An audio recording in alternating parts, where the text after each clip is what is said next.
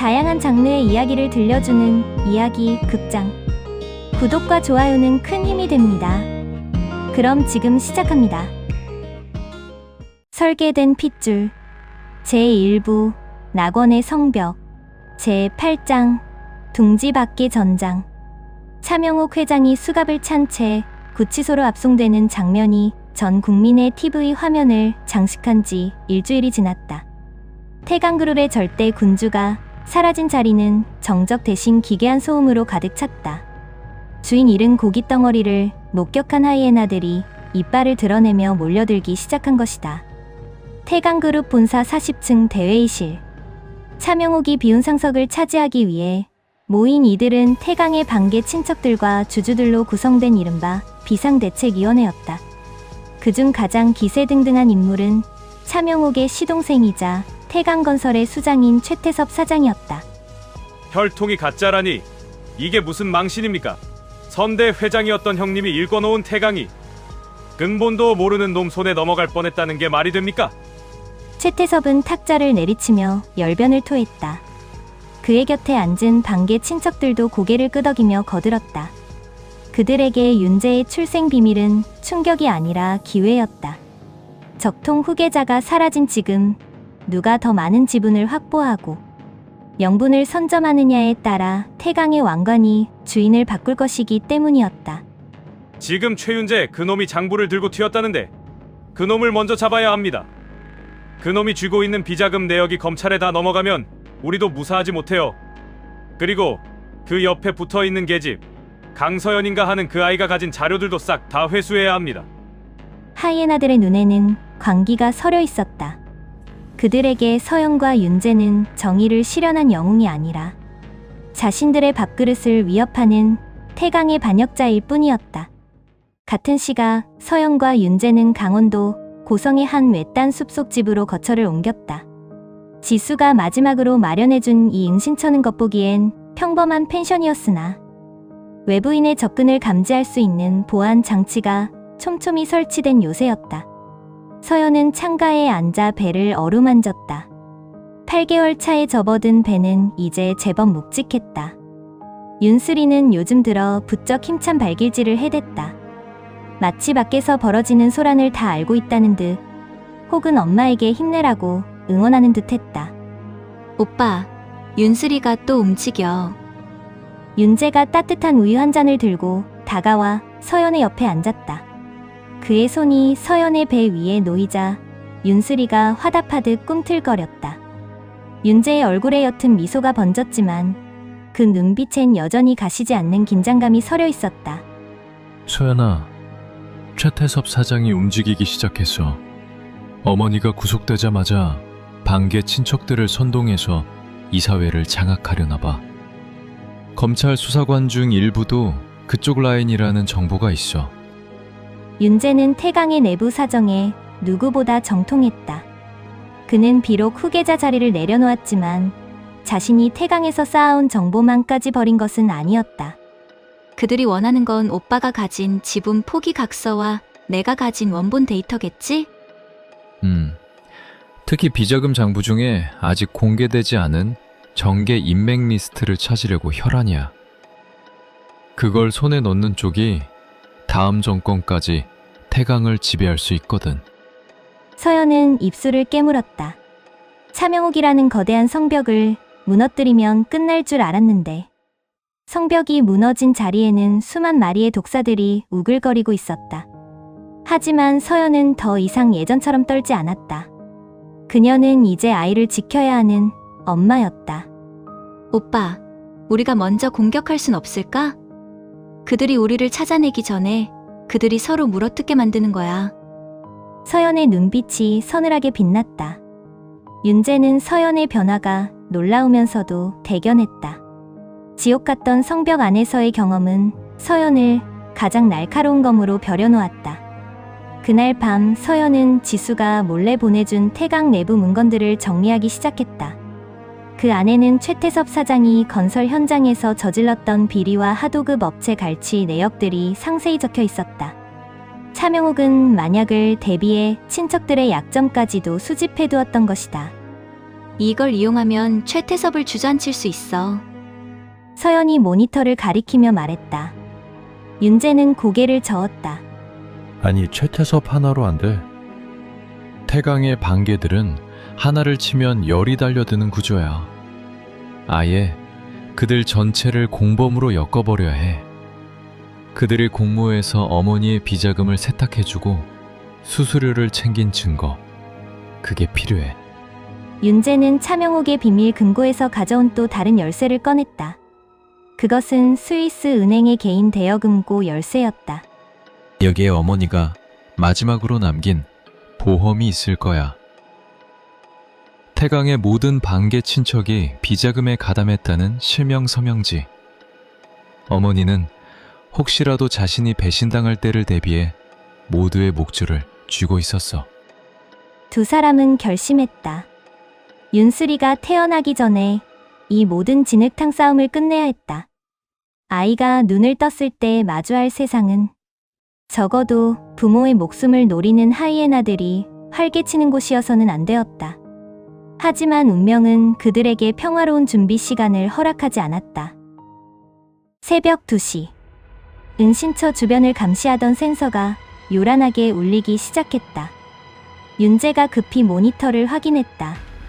검은색 SUV 세대가 펜션 입구를 가로막고 있었고 무장한 사내들이 차에서 내려 울타리를 넘고 있었다. 서연아, 들켰어. 뒷문으로 나가야 해. 윤재는 미리 챙겨둔 가방을 메고 서연의 손을 잡았다. 서연은 무거운 몸을 이끌고 윤재를 따랐지만 산속의 지형은 임산부에게 가혹했다. 뒤쪽 숲길을 따라 달리는 동안 사내들의 발소리가 점점 가까워졌다. 거기서 어차피 못 도망쳐. 사내들의 외침이 어둠을 찢었다. 그들은 최태섭 사장이 보낸 전문 해결사들이었다. 윤재는 서연을 커다란 바위 뒤에 숨기고 자신은 반대편으로 달려가 시선을 끌려 했다. 안 돼! 오빠! 같이 가야 해!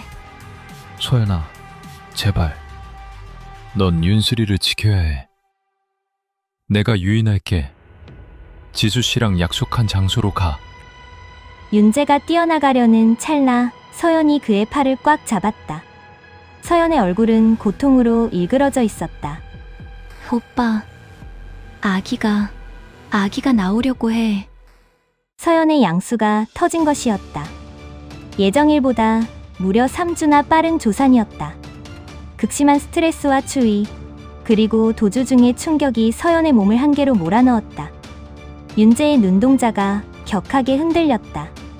앞에는 살인귀 같은 사내들이 다가오고 있었고 품 안의 아내는 아이를 낳으려 하고 있었다. 세상에서 가장 축복받아야 할 탄생의 순간이 가장 참혹한 전장의 한복판에서 찾아온 것이었다.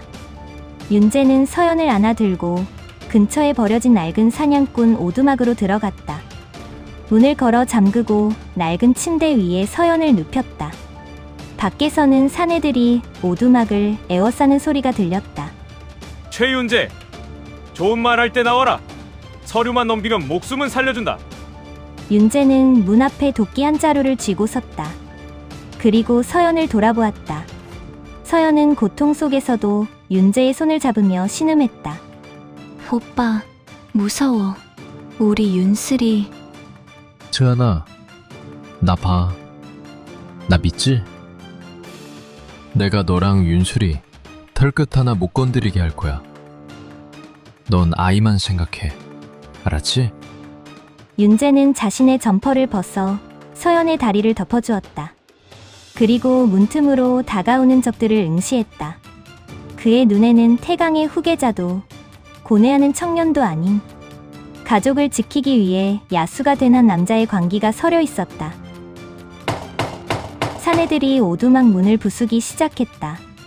그 소름 끼치는 파열음 사이로 서연의 처절한 비명이 울려 퍼졌다. 그리고 그 비명을 뚫고 작지만 날카로운 또 하나의 생명의 소리가 들려왔다. 칠흑 같은 어둠과 살기가 가득한 오두막 안. 차가운 겨울바람이 문틈으로 들이닥치는 그 순간 윤슬이가 세상에 첫 발을 내디뎠다. 핏줄이라는 사슬을 끊고 설계도 없는 세상을 향해 터뜨린 생명의 일성이었다. 윤재는 피 묻은 손으로 도끼를 고쳐 쥐었다. 아이의 울음소리는 그에게 세상 그 무엇보다 강력한 무기가 되었다. 내 아이 울음소리 들리지? 이 아이가 성인이 될 때까지 너희 중 단 한 놈도 살아서 못 나간다. 지키려는 자의 광기와 빼앗으려는 자의 탐욕이 부딪히는 새벽. 윤슬이의 첫 울음소리는 전쟁의 끝이 아닌 더 거대한 변혁의 시작이었다. 제9장 핏줄의 제사. 오두막의 낡은 나무 문이 비명을 지르며 흔들릴 때마다 먼지가 눈처럼 쏟아졌다. 박근사리가 번득이는 짐승들의 포위망이었고 아는갓 태어난 생명의 비릿한 혈향과 서연의 거친 숨소리가 뒤섞인 성소였다. 자신의 손에 묻은 것이 아내의 고통인지 아니면 갓 태어난 윤슬이의 생명력인지 분간할 수 없었지만 그 온기만큼은 심장을 태울 듯 뜨거웠다. 서연은 땀과 눈물로 범벅이 된 채 떨리는 팔로 강보도 없이 윤재의 셔츠에 쌓인 아이를 꼭 안았다. 오빠, 윤슬이가 추운가 봐. 서연의 목소리는 끊어질 듯 가늘었다.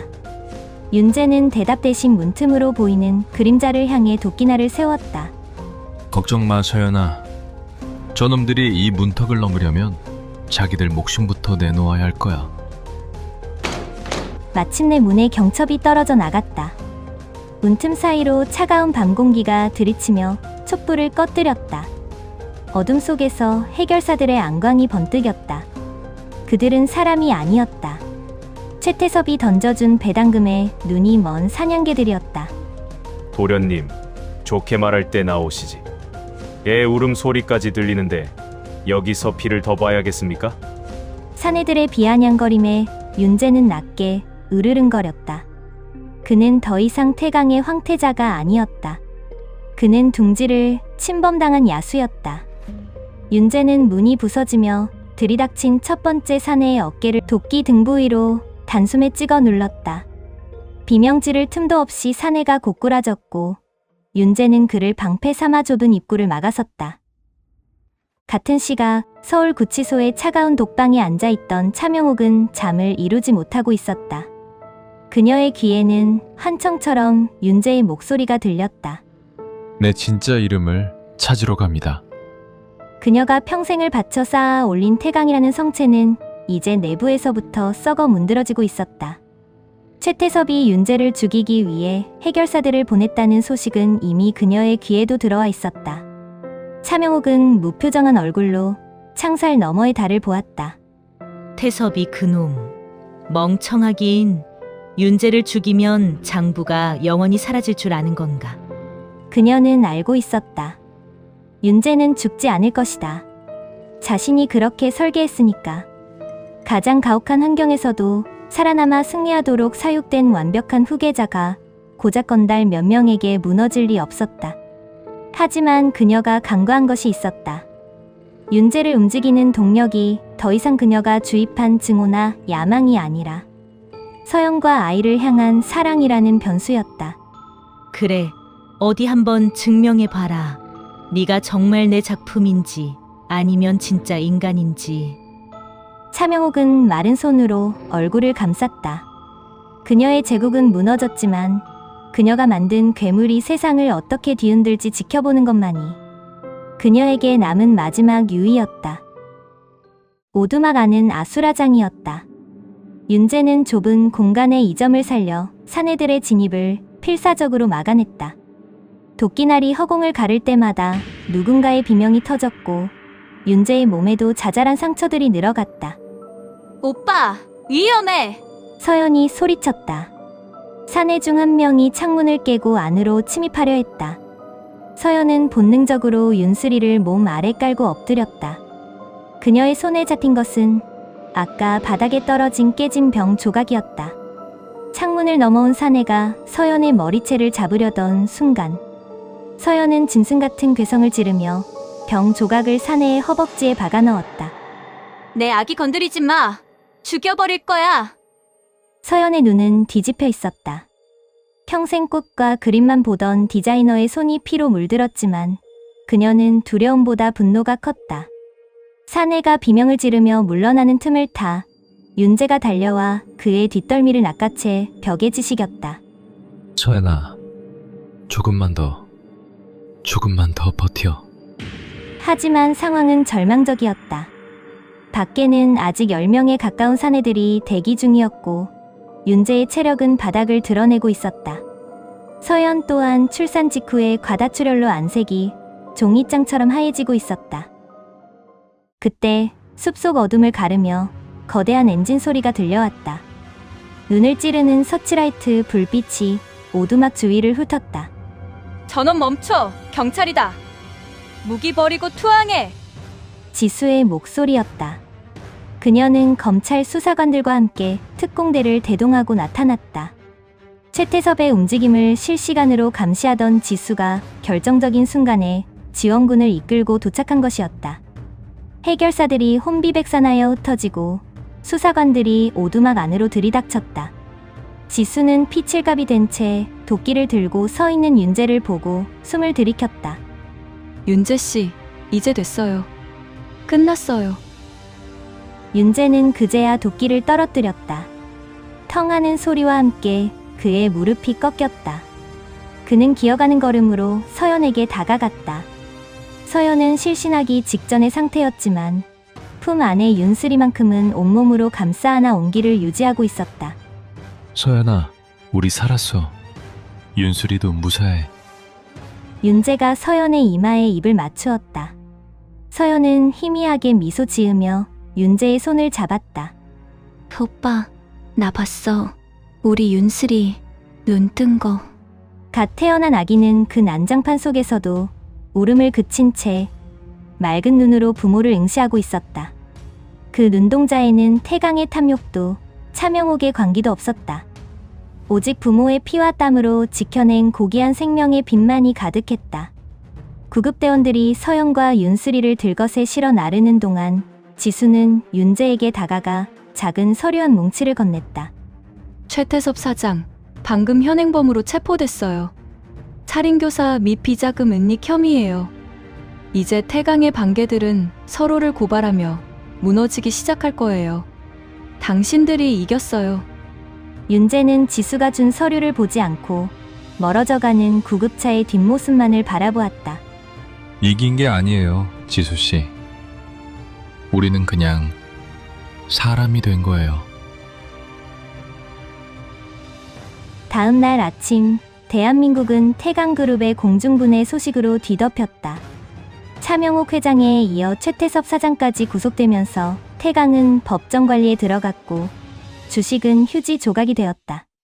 수십 년간 대한민국을 호령하던 거대 제국이 단 일주일 만에 가루가 되어 흩어진 것이다. 병원 특실에서 정신을 차린 서연은 창밖으로 쏟아지는 아침 햇살을 보았다. 옆 침대에는 윤재가 상처투성인 몸으로 윤슬이를 안고 졸고 있었다. 서연은 천천히 손을 뻗어 윤재의 손을 잡았다. 윤재가 소스라치게 놀라 눈을 떴다. 서연아, 괜찮아? 어디 아파? 의사 부를까? 아니, 오빠, 나 괜찮아. 그냥 꿈만 같아서. 서연은 윤재의 품에 안긴 윤슬이를 바라보았다. 아기는 햇살을 받아 반짝이는 눈을 깜빡이고 있었다. 그 모습은 영락없는 잔물결 위의 빛, 윤슬이었다. 오빠, 우리 이제 어디로 가? 윤재는 서연의 손을 자기 뺨에 갖다 대었다. 태강이 없는 곳. 우리가 직접 길을 만드는 곳으로 가자. 거기서 윤슬이가 평범하게 학교 다니고 평범하게 사랑하고 평범하게 상처받으며 살 수 있게 하자. 서연은 고개를 끄덕였다. 그들에게 이제 태강의 황태자니 재벌의 안주인이니 하는 수식어는 중요하지 않았다. 그들은 그저 서로를 지켜낸 남자와 여자였고 한 아이의 부모일 뿐이었다. 하지만 창밖 멀리 구치소 방향을 바라보는 윤재의 눈빛에는 서늘한 잔상이 남아있었다. 무너진 태강의 잔당들과 그 유산을 노리는 또 다른 포식자들이 그들을 기다리고 있을 것임을 그는 직감하고 있었다. 그러나 지금 이 순간만큼은 부서지는 햇살 속에 잠든 윤슬이의 숨소리만이 그들의 우주였다.